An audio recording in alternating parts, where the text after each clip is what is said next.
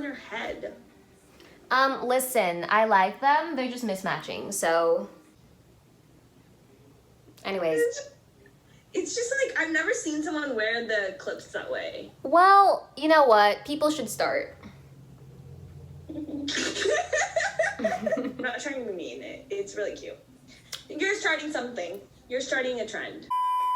Anyways, hi guys, we're back with a stats and ECs video. I also have Shwetha here, and for her singular hater, whose comment I deleted, Shwetha's never going away. So, we're gonna... Really rude that they commented that. Anyways, so I'm here with my stats and ECs. Please take everything with a gigantic spoonful of salt, because what worked for me might not work for you, and what worked for me for some schools also clearly didn't work for other schools. Also, please don't be like, wow, you really got rejected from every single school. It was so inspiring to see you get rejected from so many schools and still be fine. If I was rejected for that many schools, I would kill myself. Yeah, you guys are really sweet though. Honestly, that video blew up way too much. Like, people from school have started to find it, and it's kind of terrifying. People probably think I'm super narcissistic now. Yeah, they're not wrong. Not. Let's just get to the numbers. Okay. I had a 4.0 unweighted GPA, and then I had a 4.4 weighted at the time that I submitted my application. My rank, the school didn't do ranks, so I put it down as NA out of 540. I took a total of 13 APs. I reported 9 test scores. Yeah, I got mostly 5s and 4s on all of them. I did end up taking the SAT and the ACT before the pandemic, so I was able to report those scores. I took both in one sitting. The ACT was proctored by my school, so it was free. I got a 35 in total, 36 on English, 35 in math, 36 on reading, and 34 in science. And then I got a 10 out of 12 on the essay portion. Then I took the SAT as well. I had a 1550, so that was 780 in reading and writing and 770 on math. And then I got an 800 on my math level 2 subject test.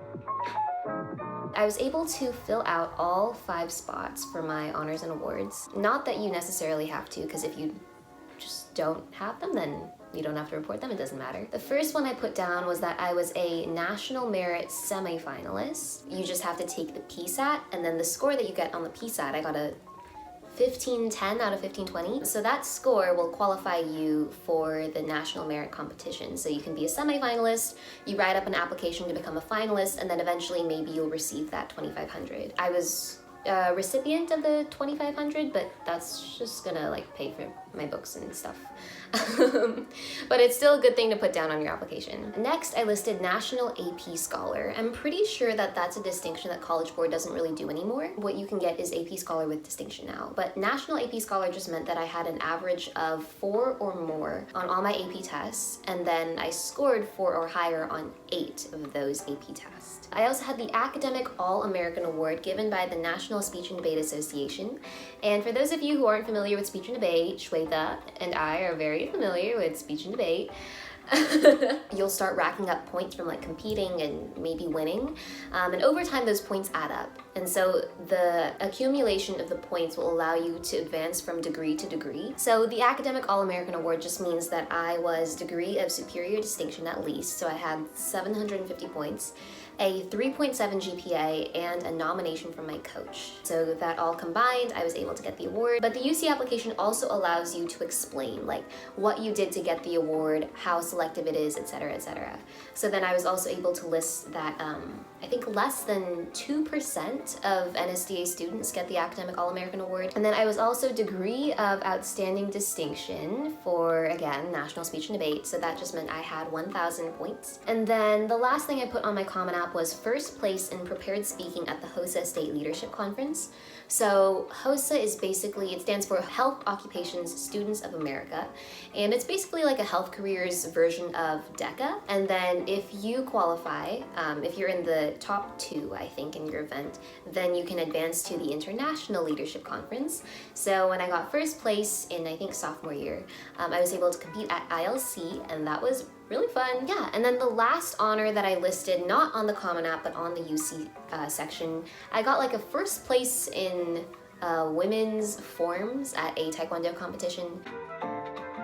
So let's go through ECs now. I did fill up all 10 slots, but you don't have to. If the activity is not that significant to you, then don't feel the need to fill up all the slots. So the first thing I put was, I was a research intern at the OHSU Knight Cancer Institute. I've been with them for like quite a while now, so I've been with them for a year and a half, I think, almost 2, and I think that commitment actually reflected really well in my application. But I wrote that I gained a comprehensive understanding of the tumor microenvironment, isolated RNA in cultured cells, and analyzed cancer genome databases remotely. And on the UC application, they give you a longer word limit to explain what your activity was. So then I think on my UC application, I also included that I outside of the lab, I read articles, I studied articles to understand what was going on in the lab. Also, I took courses through MIT OpenCourseWare. I was trying to convey that I have intellectual curiosity outside of the lab, outside of the job. And then the next big activity I put was speech and debate. I was a captain of the speech and debate team. Well, do you want to explain what my role was on the team?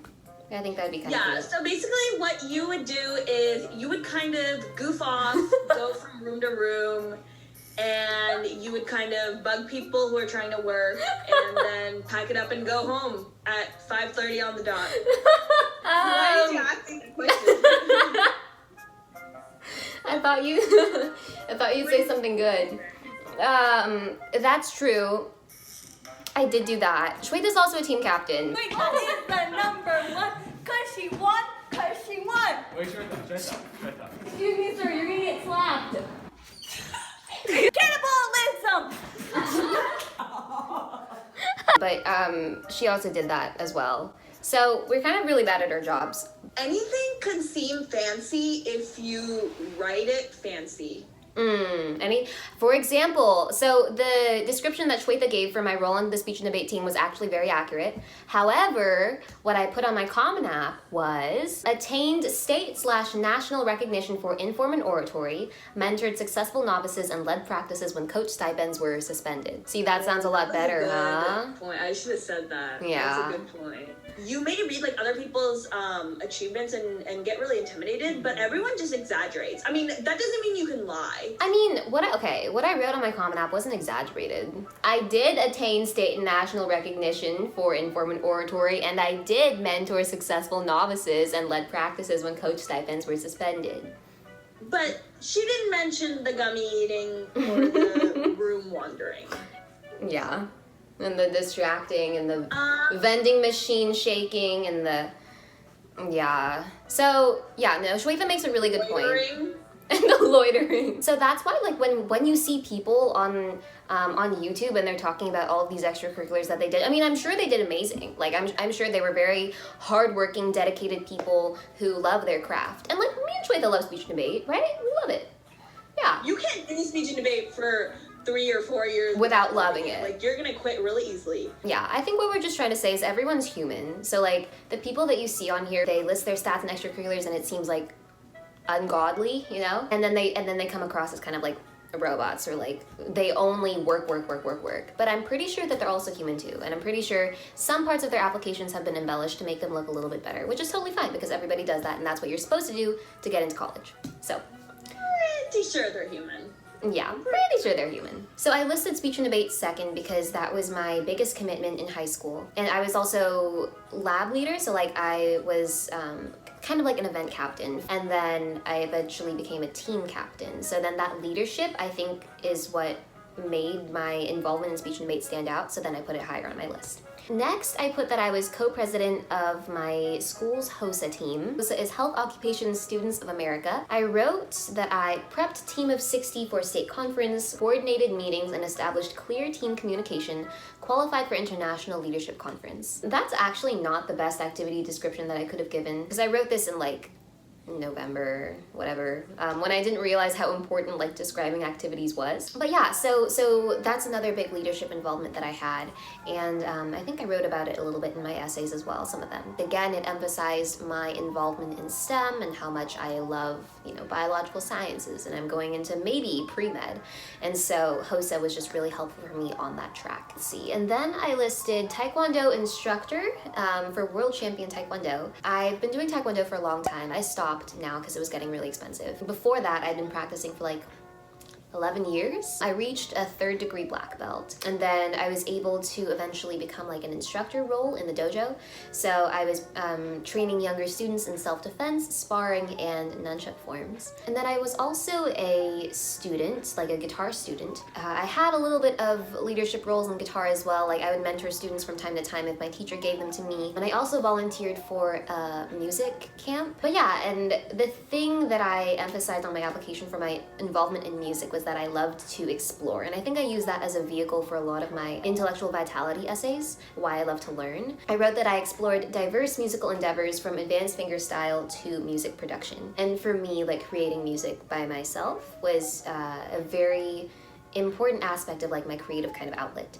Guitar music has always been some kind of like creative escape for me, so I listed that as well. I've been doing that for a very long time, 10 years. Commitment, again, important. And then I put that I was a tutor for Students Tutor Students. It's an organization that one of my former classmates actually founded. He's amazing, he's a genius. I'm pretty sure he's going to Stanford. I'm not. Anyways, I wrote that I taught science and math to a middle school student 2 times a week, and I fostered marked improvement in his grades. All missing assignments were completed. He was not in the best position to be learning through a virtual environment. Because of that, he'd fallen way, way behind in his classes. He had like 40 to 50 missing assignments by the time I met him in November. By November, he had 50 missing assignments. So yeah, it was a huge hill to tackle. I addressed that a little bit more in my essays as well. I think that experience was really transformative for me to be able to really see that there's life, you know, going on outside of my little bubble, and that even though I came out of the pandemic like pretty okay, learning over Zoom hasn't been so impactful for me. But it has been for other students. And then I put that I was a mentor for OHSU Science Ambassadors, and that's just basically a program where mentors are paired up with 5th grade mentees, and we lead them through science experiments every week. And I wrote that I taught them basic biology and chemistry concepts, nurturing their growing love for science. Sounds sweet, is sweet. I only joined that in senior year. I wish I joined it earlier. Did you burn your lip? Yeah.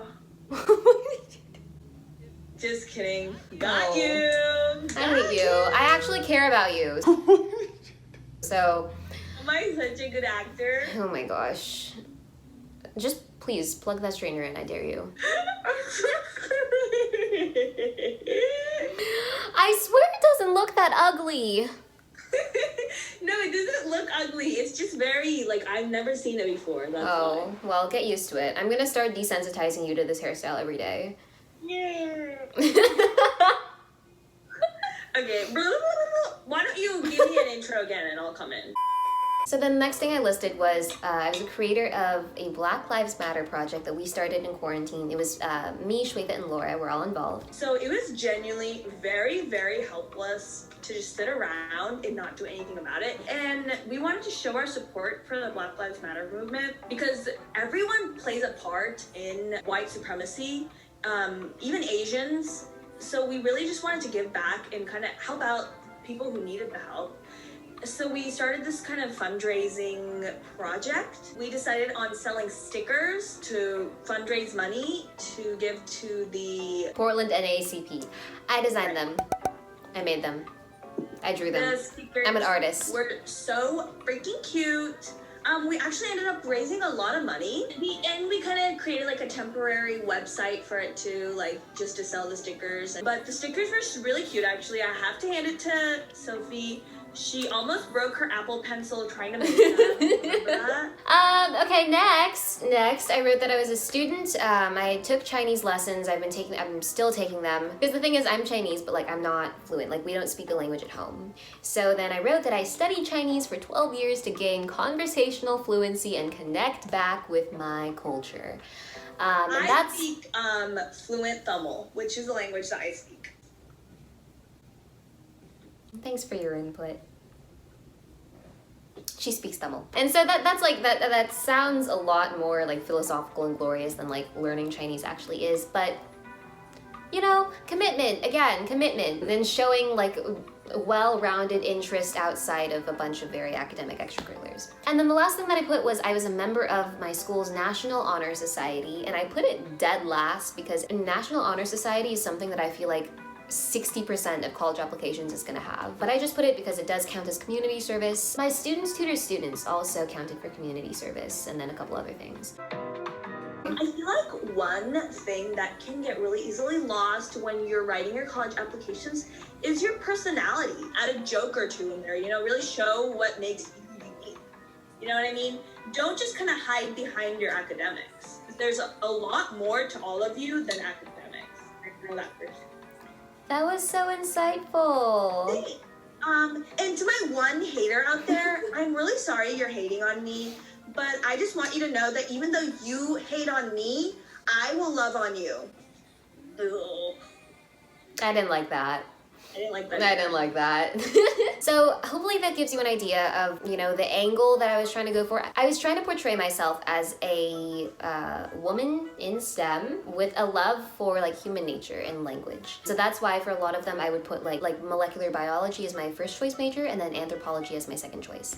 So I feel like activities like my internship in HOSA fulfilled the biology part, and then like speech and debate and every other community activity that I was involved in played into my anthropology. So I was able to incorporate that into my essays. And yeah, so please, I don't really want comments that are like, well, it must have been your essays that got you rejected from the Ivies and a lot of other schools. Shwetha proofread them, so Shwetha can at least vouch in part that they were like at least well written. No, they were so well written. And to all you people out there who are, you know, typing out that little comment in the box right now because she told you not to say it, and now you're gonna go say it because you're vindictive and rude. Oh, wait, cut that part out. It got kind of intense then. What you don't know about Sophie is one of her greatest strengths, and this actually pains me to say. She has so many bad qualities about her, but her greatest strengths is her writing skill. She's an amazing writer, and it infuriates me because she's such a good writer, and it makes me so angry because I can never write that much or that well. So her essays are actually really good, and it's just a bad application season this time.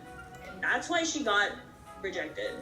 But if you think for even a second that she didn't deserve the spot that she got, or that there was a reason that she got rejected, and the reason isn't that every single admission officer is stupid, then you, along with my one hater, you know who you are, can both Lil Nas your ex, Lil Nas X your way down to hell. You know what? I hate you most of the time, but that was really sweet. Thank you so much. I love you. Yeah, if you guys have any other questions, I'm happy to answer them, help you reach out, so on and so forth. And thank you again for all the support on the college decision reaction video. It blew up a little bit too much, but you know, we couldn't be more grateful. Thank you to my fans and to my hater. I know where you live. Wait, don't put that in. Bye! Bye.